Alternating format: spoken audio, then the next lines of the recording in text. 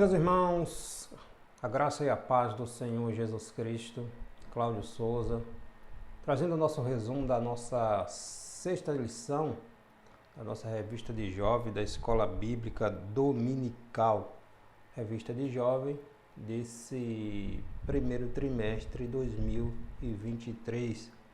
Lembrando que essa nossa revista está falando sobre santificação, sobre santidade, o caminho que nos leva a Deus. E o título dessa nossa sexta lição é Mortos para o Pecado, mas ainda lutando contra ele.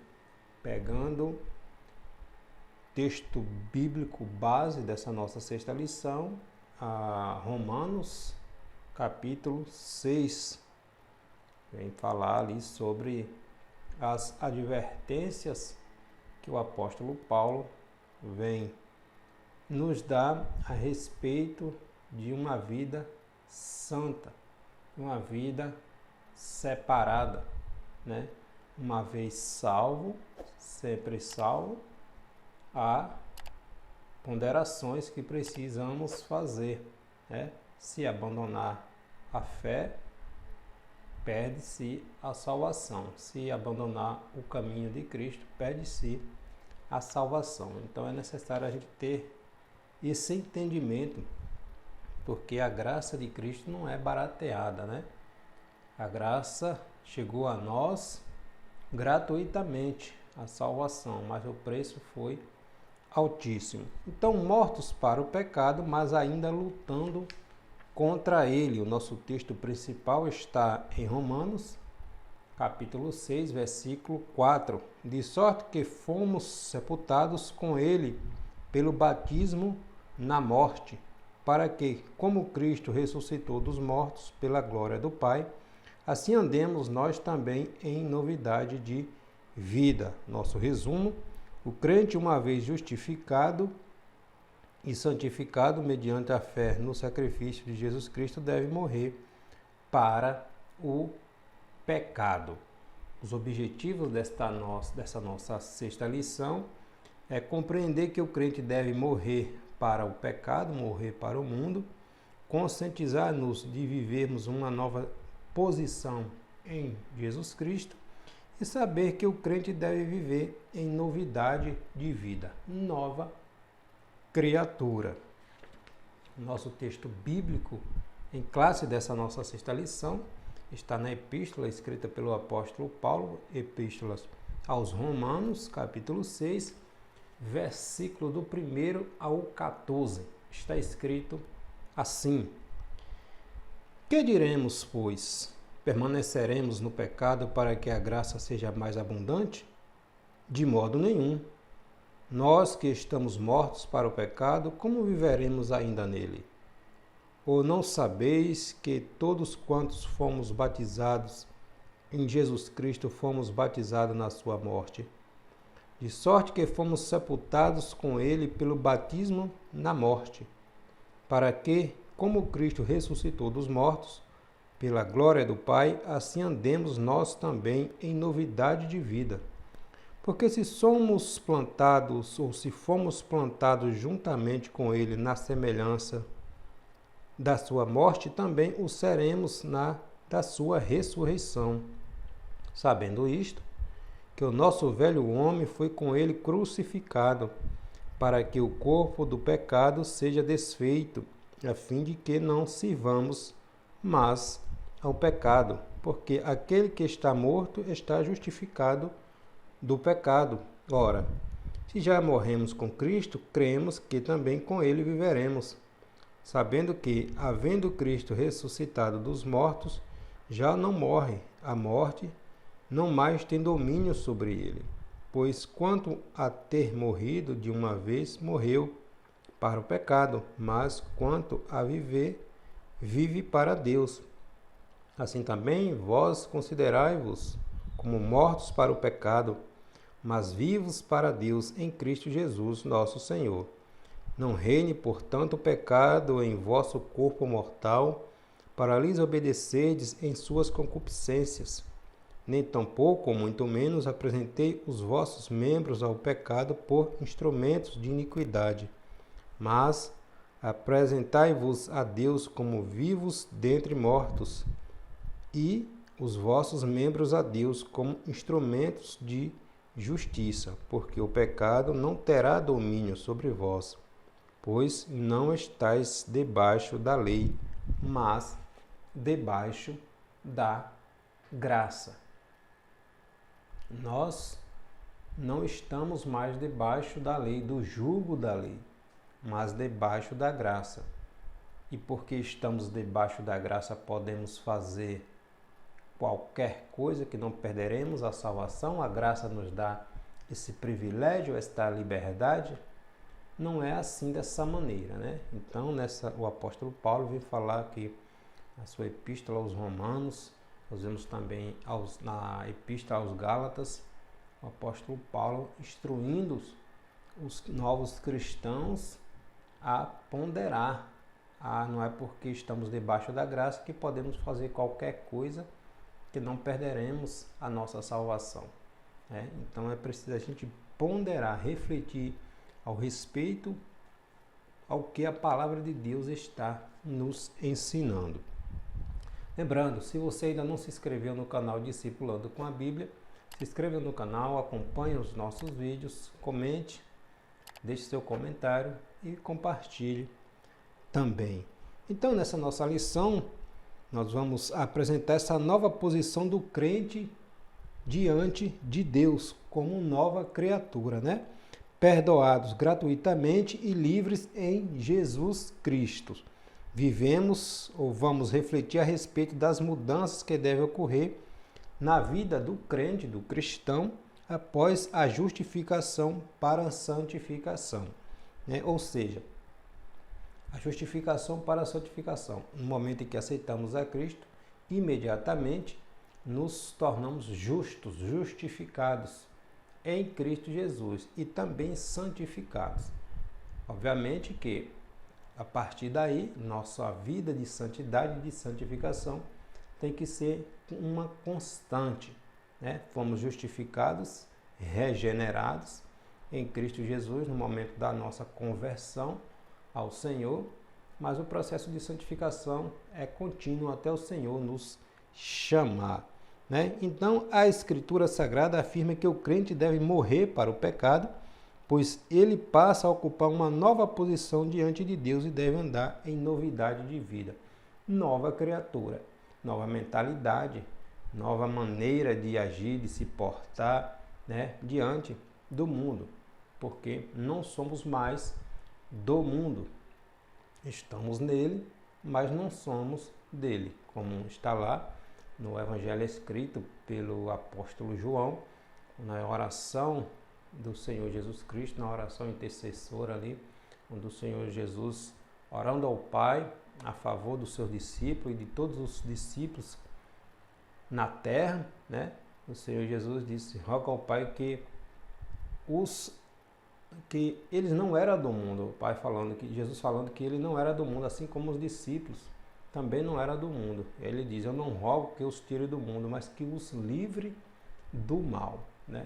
Então nós éramos do mundo, Jesus nos tirou do mundo, nós somos discipulados, preparados para ser enviado de volta ao mundo, não como participante dele, mas como nova criatura, como sal, como luz, para dar continuidade ao ide do Senhor, a missão de Deus de levar o Evangelho a novas pessoas, né? Nosso primeiro tópico dessa nossa sexta lição, que tem como título Mortos para o Pecado, mas ainda lutando contra ele, o título é: o crente deve morrer para o pecado, né? A interpretação errônea da justificação da fé. Por quê? A doutrina da justificação da fé não era algo tão fácil de ser assimilada pelos judeus que tiveram a sua vida, toda aquela história debaixo do jugo da lei, né? Um judeu que viveu uma vida toda sendo ensinado que a justificação era pelo meio da observância da lei mosaica, das obras, não seria fácil, não foi fácil para eles reconhecerem e ter essa mudança de mentalidade. Né? Quando Jesus teve aquele encontro ali com Nicodemos, registrado em João, no Evangelho escrito por João, capítulo 3, Jesus disse que era necessário nascer de novo, nascer da água, nascer do Espírito. Aí Nicodemos, que era um mestre, um doutor da lei, ainda ficou em dúvida: como é isto? Como assim? É necessário nascer da água e do Espírito. Não adiantava todo aquele conhecimento se não reconhecesse o senhorio do Senhor Jesus Cristo, o Salvador Jesus Cristo, né? Porque a lei não salva. Toda a lei estava apontando para Jesus Cristo. Então, não era fácil para um judeu reconhecer, né? Deixar tudo aquilo ali e a partir de agora dizer: não, tudo isso aqui que eu aprendi não me salva. Estava apontando apenas para Jesus Cristo. Esse judeu que nasceu, que viveu entre nós, que morreu, que ressuscitou e que diz que todo aquele que crer nele será salvo. E quem não crer nele como Filho de Deus, como Salvador do mundo, já está condenado. Não era fácil, né? Então, de repente aparece aí como esse judeu, o Senhor Jesus, né? Falando que a salvação era através dele, né? E depois Jesus vai ao céu e os discípulos, que eram judeus também, que faziam a observância ali da lei, começa a pregar esse novo evangelho, essa nova maneira de chegar a Deus. Não era fácil para um judeu compreender, entender isto, né? Então,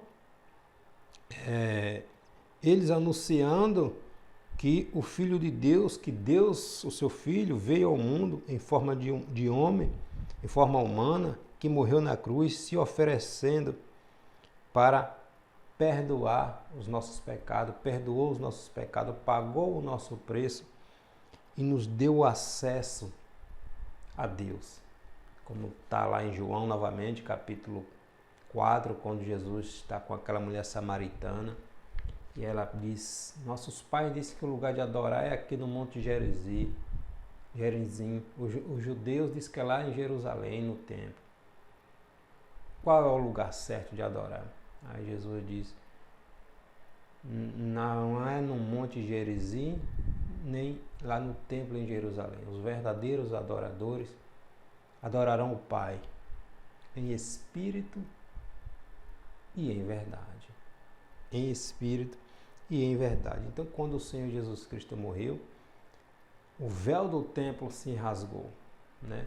A partir daí, nós não precisamos mais de um sacerdote humano para interceder por nós ao Pai. Jesus é o nosso intercessor. Jesus foi o sacrifício completo, perfeito,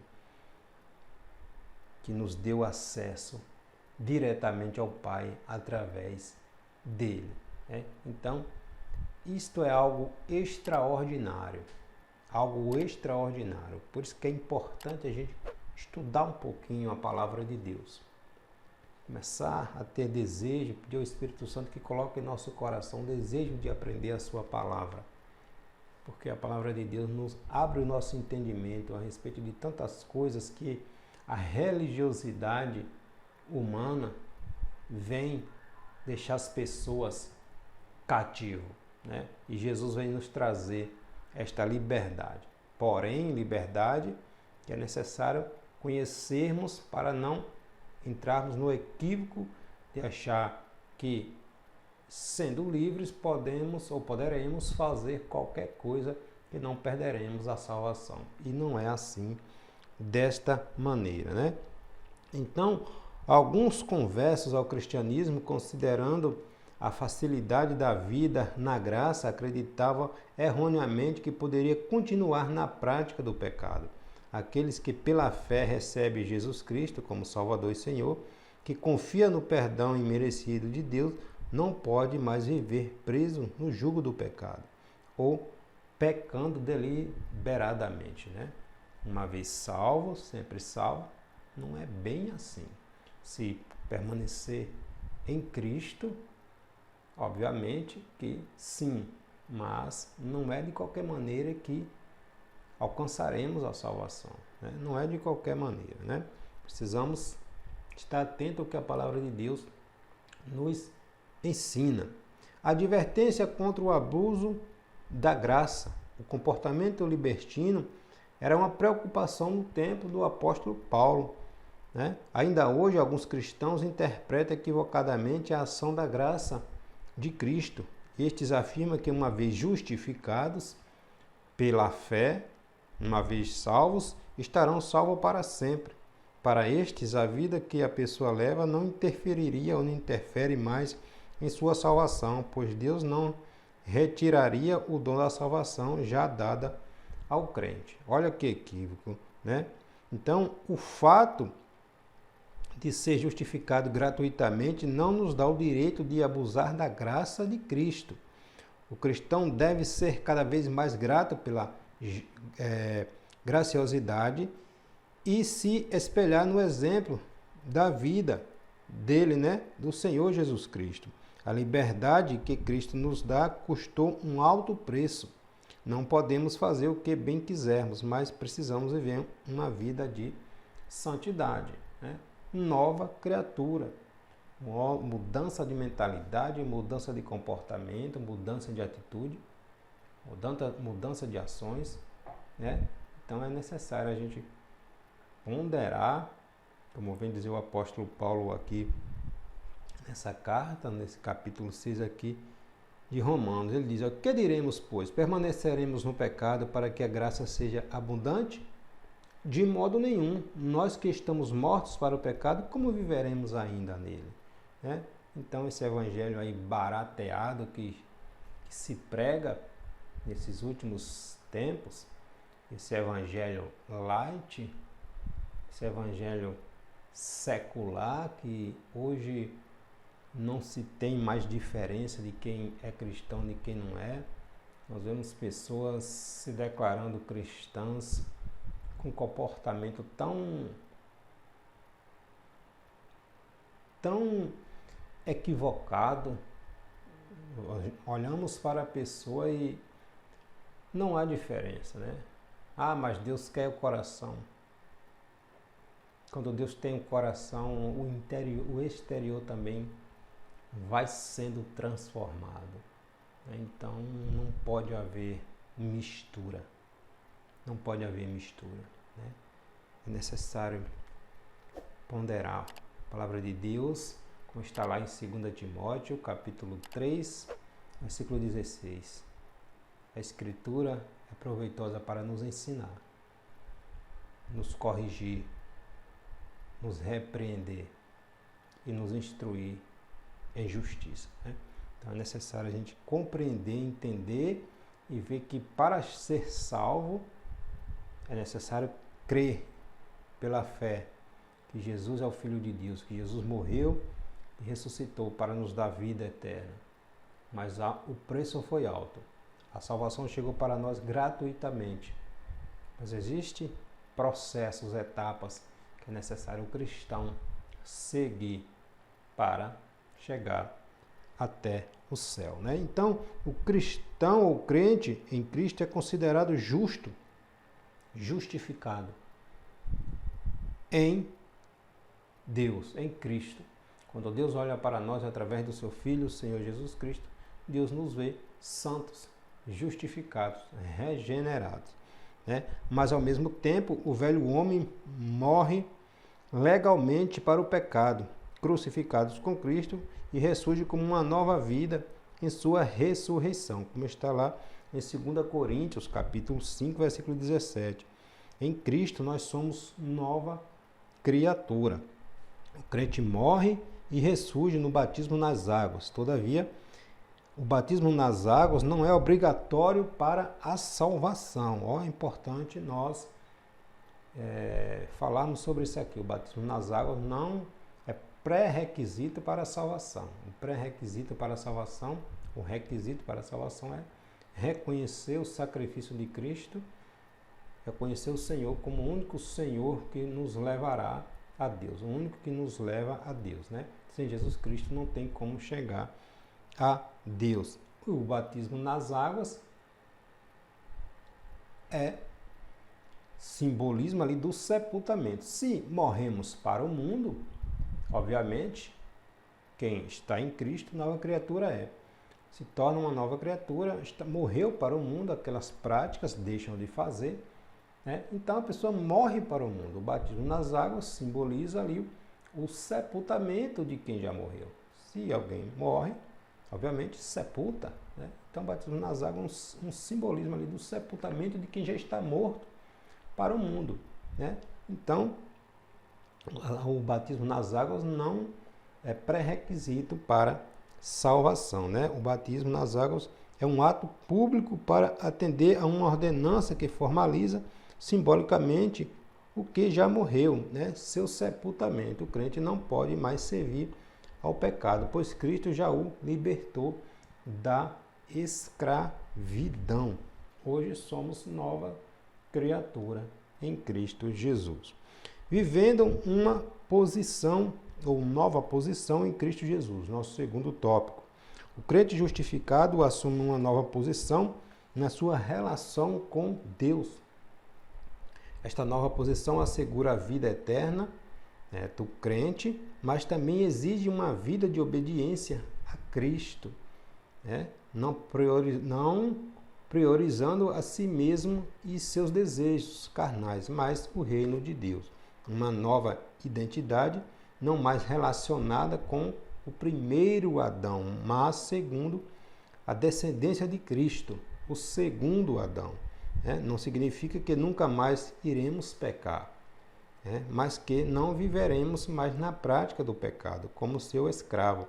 Uma vez justificados, uma vez salvos em Cristo Jesus, que é a nossa santificação inicial ali, somos perdoados de imediato, nos tornamos nova criatura, sigamos a santificação contínua e progressiva, porque uma vez salvo, mas a santificação tem que ser constante na nossa vida, todos os dias nos humilhando diante do Senhor Jesus Cristo, confessando as nossas falhas, orando, consagrando, estudando, meditando, congregando, em comunhão com os irmãos e nos santificando todos os dias em Cristo Jesus, até a nossa santificação final, que é quando chegaremos à estatura de varão perfeito, como diz lá o apóstolo Paulo aos Efésios, quando chegaremos à estatura de varão perfeito, lá em Efésios capítulo 4, versículo 13. Chegaremos à estatura de varão perfeito, quando teremos nossos corpos transformados em Cristo Jesus. A nova vida com Cristo é uma vida de santificação e intimidade com Deus, identificados com sua ressurreição. Em Jesus tivemos a vitória decisiva sobre o pecado. A ressurreição de Jesus e a sua vitória sobre a morte e o pecado garantem ao salvo a esperança de um dia receber um corpo incorruptível, como o de Cristo. A nova vida é conquistada pela graça em Cristo, como está lá em 1 Coríntios, capítulo 15, versículo 54, Onde está, ó morte, o teu agrilhão? O agrilhão da morte é o pecado. Hoje não somos mais escravos do pecado. Pecamos, que ainda estamos nesse corpo. Temos essa nossa natureza. Ainda estamos aqui. Mas todos os dias temos que nos santificar, pedir perdão ao Senhor. Não pecar deliberadamente, com a mente cauterizada, não está nem aí, Jesus sabe que pecamos todos os dias. mas nos arrependemos todos os dias e pedimos perdão a Ele, pedimos que nos purifique, nos santifique, que nos limpe de toda a imundícia, né? E que o Espírito Santo habite em nós. Não é uma vez salvo, vou fazer qualquer coisa que eu não vou perder a minha salvação nunca. Não é assim que a palavra de Deus nos ensina, né? O apóstolo Paulo fala a Timóteo, lá em 2 Timóteo, capítulo 2, versículo 1, fortifica-te na graça, fortalece-te na graça em Cristo Jesus, né? A graça que nos foi oferecida gratuitamente, né? Jesus foi o sacrifício perfeito, que morreu em nosso lugar. Hoje não precisamos mais sacrificar animais. Jesus foi o sacrifício perfeito, né? Mas a salvação pode ser perdida, né? A salvação pode ser perdida. Então não é de qualquer maneira que chegaremos a Deus, né? Embaixadores de Cristo. Nós somos hoje embaixadores de Cristo aqui na terra. Cristo cumpriu sua missão e retornou ao Pai, porém não nos retirou do mundo, deixou-nos para anunciar o seu evangelho. Mortos e vivificados com Cristo, o crente deve viver, guiado pelo Espírito Santo como embaixador de Cristo na terra.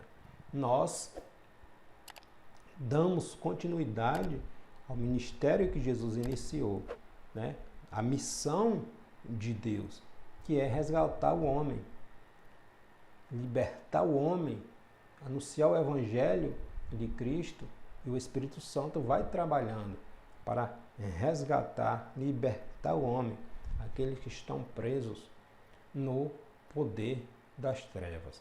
Então nós, como embaixadores, antes nós éramos escravos, estávamos condenados a uma vida sem Deus. Jesus nos comprou, nos resgatou, nos tirou do poder das trevas e nos tornamos, antes de escravos, hoje embaixadores de Cristo. Então, nós temos a missão de levar ao Evangelho, a palavra de Cristo, àqueles ainda que necessitam serem alcançados por essa graça que o Senhor Jesus Cristo nos concedeu. Então, antes pecadores, antes escravos do pecado, condenados, hoje livres, libertos e embaixadores de Cristo Jesus. Nosso terceiro tópico, vivendo em novidade de vida.